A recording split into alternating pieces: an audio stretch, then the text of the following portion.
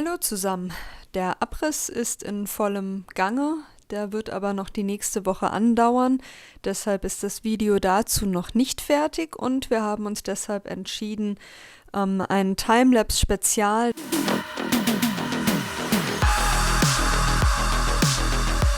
das wir für danach geplant hatten, für diese Woche zusammenzuschneiden. Nochmal zur Erinnerung. Wir haben das Haus im Herbst gekauft und das Ziel war eben von Anfang an, den Abriss möglichst günstig zu realisieren. Deshalb haben wir alle arbeitsintensiven Entkernungsarbeiten per Hand selbst gemacht. Dabei haben wir auch auf Strom, Wasser und größere Geräte verzichtet, denn auch das hätte ja Geld gekostet. Wir haben das Haus also entrümpelt und bis zum Rohbau entkernt, im Wesentlichen mit 4 Händen, 2 Brecheisen, einem Vorschlaghammer und vielen Müllsäcken.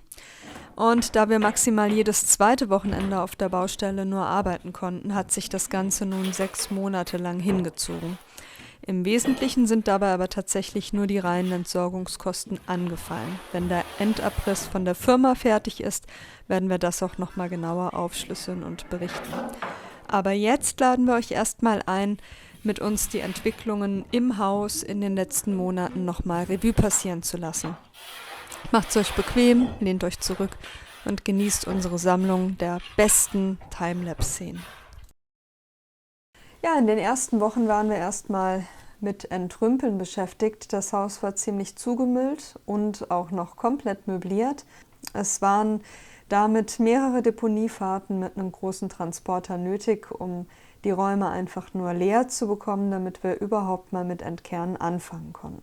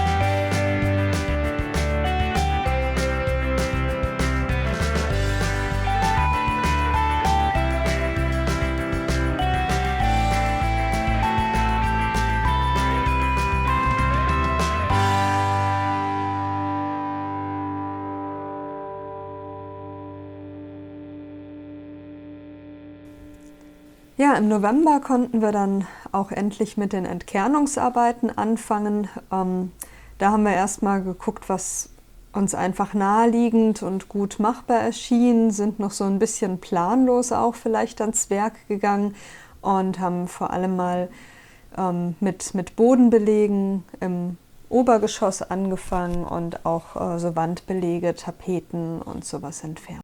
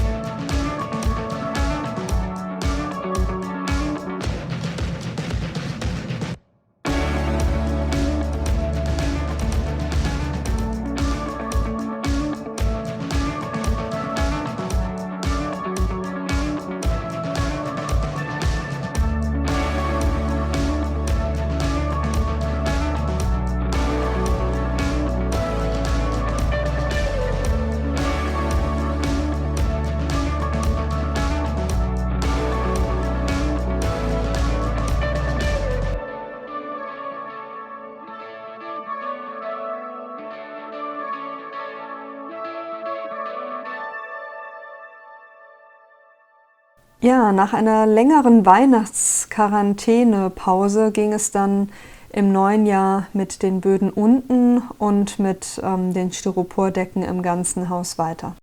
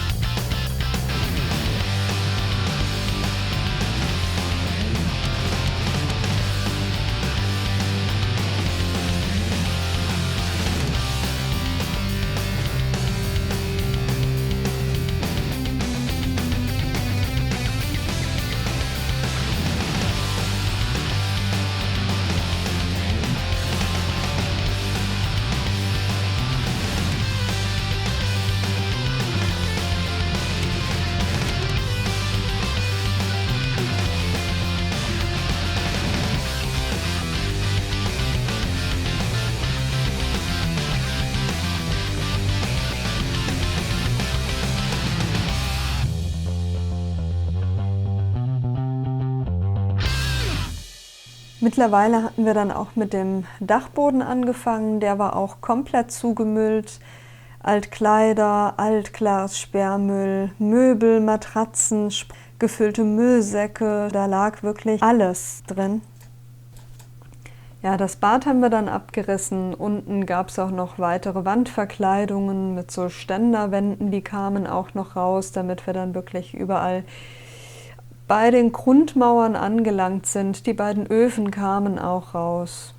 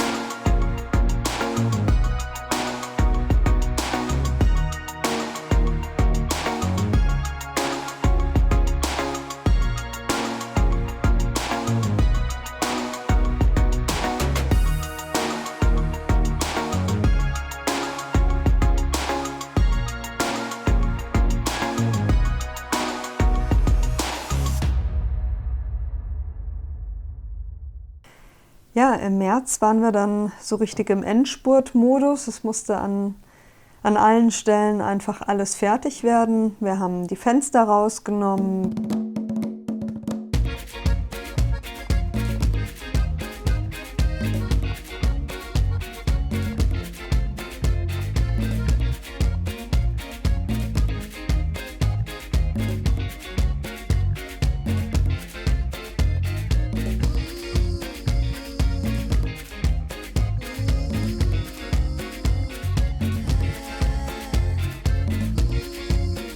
Wir haben die Dämmwolle dann letztlich auch in Big Packs verpackt. Die letzten Holzbalken, die überall noch zwischen der Dämmwolle lagen, haben wir dann an der Stelle auch mit rausgenommen.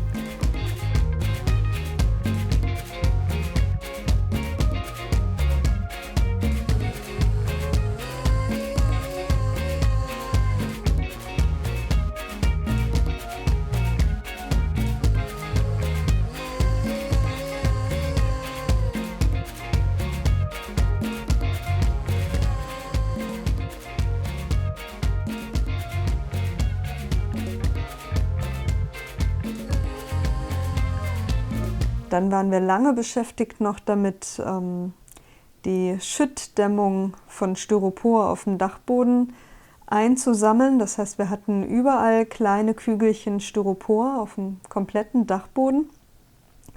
Und auch die mussten alle in Säcke verpackt werden, damit sie eben auch nicht überall rumfliegen.